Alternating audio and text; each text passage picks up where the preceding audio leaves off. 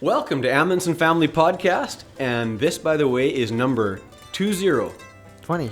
20. That's about 20 more than I thought we'd ever get around to doing. But you never know. So Sonora is at work, so I have lassoed Ira into the seat over there. Can't talk today. And so he's going to talk to us a little bit about kind of what he's been doing, and maybe get him to play some guitar, sing a song. We'll see how it goes, and try and swat flies. It's raining outside today, and so I think that brings the flies inside the building. Mm-hmm. But we needed the rain. So one thing that we've been doing the last few days is we have this aerator piece of equipment, and you drag it over the fields, and it pokes holes in the ground, so aerates it. And so this is a good time because now the rain can soak into the ground really well, and the grass can start growing. So we needed this rain, and we need some warm weather to get the spring grasses growing. Oh, and so the boys, they had to take off all the old blades or tines and replace them with new ones. And so we just got it all back together today again and ready to use. We've been working some cattle. We've been welding around the yard. That's what I've been doing. I know you've been working on your business. You've been doing marketing, building websites, whatever you do. I see all that is beyond me. If you could say in one sentence what your business is, if someone came to you right off the street and say, hey, what do you do? How would you say it in one sentence? Media services. 2 words. Yeah. That's pretty awesome. Just look it up and see a bunch of little things that go along with that. Yeah, I guess it's pretty all-encompassing. You build websites, you do web apps, you consult, you do audio and video, and consulting in there. Mm-hmm. You, what am I missing? Bunch of miscellaneous stuff that I can also do. You know, it like obviously little stuff that people would not want to do themselves because they don't have time, and they just get me to do it. It just dawned on me. That's like saying I'm a farmer, and someone asking me, well, what does that mean? Like, think of all the things that a farmer does. Like, right. It's just everything that needs to be done. So I guess that's kind of what you do. What goes behind the scenes of a website or whatever is just so huge. And you've spent years, almost as many years as playing this old guitar. Almost, yeah. When did you start dabbling in like coding and things like that? It was in about early 2018, so over 5 years now. And that's when I started HTML and, of course, all the front end, and then eventually the back end development happened after that. And I'm able to do not just the front end, but the back end too. So that's how I make websites. So here's what I think. You're holding a guitar, so you're a guitar player, and banjo, but you play instruments, and you also do websites, whatever you call it. I think that you go about those two in very much the same way. Like, I've seen you kind of build a website, and you're putting in the things that hopefully will give the outcome that's supposed to, right? Mm-hmm. And you can kind of see the vision of that. I can't, but you can kind of see what you want out of it. And I've also seen you work up songs, say on the guitar. Try to find what note makes that chord and what chords go together to make this sound. And so it's interesting. And Mom and I have always said that you're very mathematical in a way that you're, the way that you think and that you put together things. So I remember that. I remember when you first started on the ukulele, I think I showed you a couple chords, but then after that, I didn't have to show you chords. You, for the most part, could figure out by trial and error sometimes what makes a chord, I was 7 then. I don't remember much back then. We have a picture of you playing on a guitar, probably about this size, except it was a guitar. See, I don't know if you remember this, but when I was doing music lessons at the different schools, people would give us broken guitars, and I didn't want to deal with them, so I just put them aside, and Grandpa would take them, and he would fix them. And so and then he would give them back to us. And so you kids would play around on these little old guitars that people had given to us. And so we have a picture of you playing on a wee little guitar. Do you remember the first guitar that you were playing on? I think it was your J45. My Gibson? Yeah. Right? Because that was before the fire. That was before the fire. And then I remember one Christmas you bought me a guitar of my own. It was a Taylor. It was one of those baby Taylors. Oh, yeah? Yeah. Has nothing to do with Taylor Swift. They're just called Taylors. Taylor guitar. I remember that one. It was a nice little guitar because it was I don't know what you would call it. Was it a parlor size or just a 3/4 size? I forget. But it was a smaller than a dreadnought anyways. And so even I liked to play it because it was a nice size. Mind you, my J45 was a nice neck size. And so that was easy to play. And then after the fire, we bought a little Sigma, which we still have. Still have it, yeah. It just needs strings. Can you tell the story why we need new strings on it? I was in a rush at the airport and I forgot to loosen them. But they didn't break on the plane. They broke as I was loosening them down for the next flight. But they have broke on the plane before. Yeah. So when they tell you loosen the strings on your instrument, it does help. It matters. Yeah. Pack it really well because you don't know how it's going to be treated. Now, mind you, that little Sigma, it was just in a gig bag. Yeah. I've seen the guys treat it pretty good.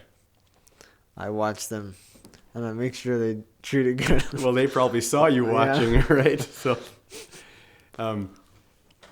the Sigma, and then of course after the fire, we got Grandpa's guitar, which is a 1951 J50, bought new in Edmonton, Alberta, by my dad when he was in his young 20s, I guess. And it's a nice playing guitar. We've had a little bit of work done on it, but for the most part, it's as is. Yeah. The only big difference, if any of you connoisseurs are watching, the big difference between this and original guitars, these are not the original tuners. The original tuners, I guess, would be ivory. Is that? I don't know. Anyways, they got old and they just shattered because they were so brittle. And so my dad got some deer antlers and he fashioned these tuning pegs. And so I've had people say, oh, you should really get, real tuning pegs on there. But this is something my dad did and I kind of like it. Yeah. And they have held up. Yeah. Not one of them is loose. Yeah. Do a little finger picking on the guitar. Just anything. Just to kind of show what kind of guitar playing you do. Because I do get comments that when you play guitar, I always get comments about your guitar playing. Like especially when you're picking. Oh. You have something that you could do? Well, it's different style of picking for every key I do, for every chord I do. Do some E picking.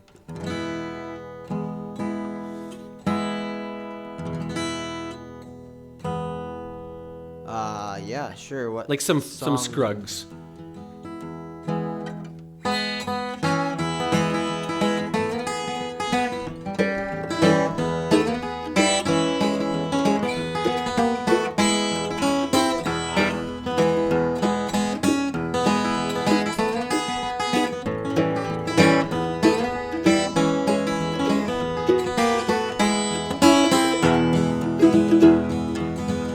So happy I'll be.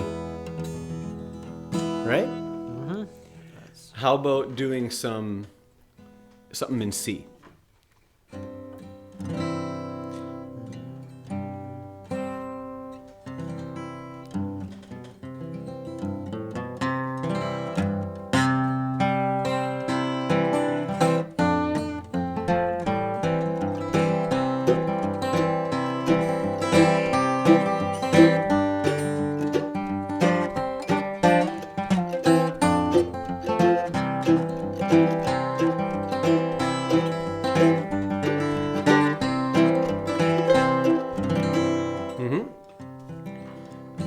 Okay, do something in F. I'm going to put him to the test. I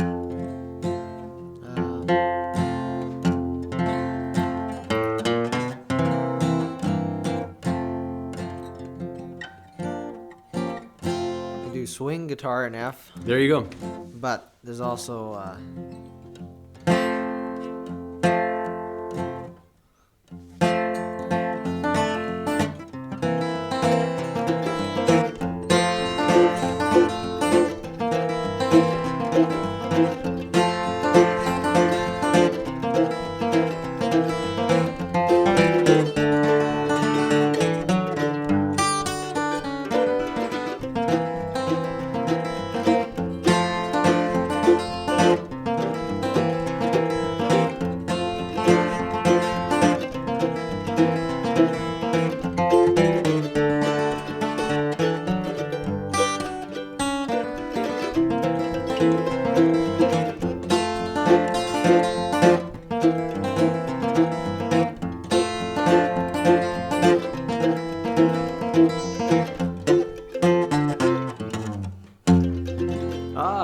I don't play that one very often. Georgia Buck? Mm-hmm. Yeah, that's a good one. Yeah.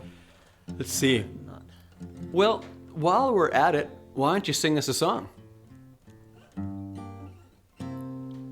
Maybe we'll get Nate over here on the bass.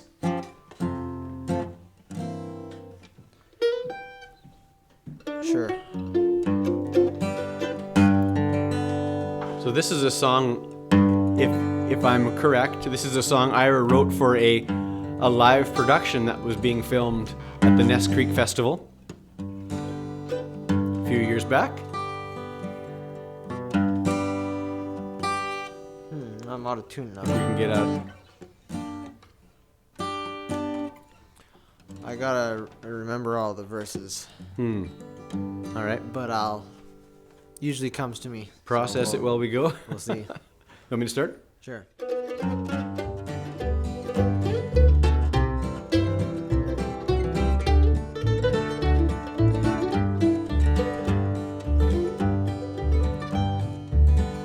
I'm wandering o'er the country, where I seek a restful home.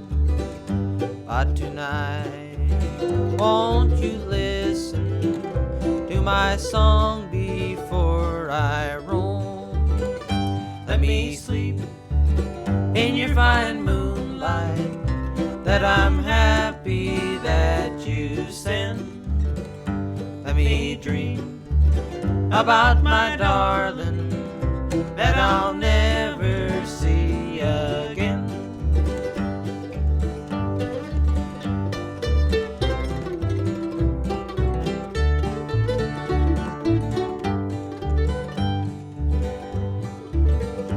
But tonight, my darling's waiting far across the endless skies. Don't you feel my heart is aching, or you shine on me from on high? Let me sleep in your fine moonlight, that I'm happy that you send. Let me dream about my darling that I'll never see again.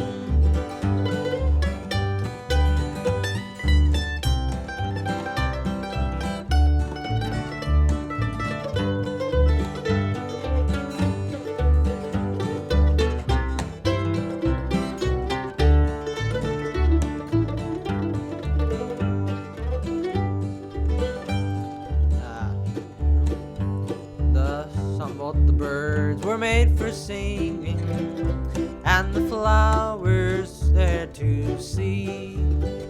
But the moon was made for shining, and you shine your light on me. Let me sleep in your fine moonlight, that I'm happy that you sent. Let me dream about my darling that I'll never see again. All right. Good. Yeah. Okay. Well, that's a good song. I wish we would do it more often. Yeah, it's not one I sing myself either very often. No.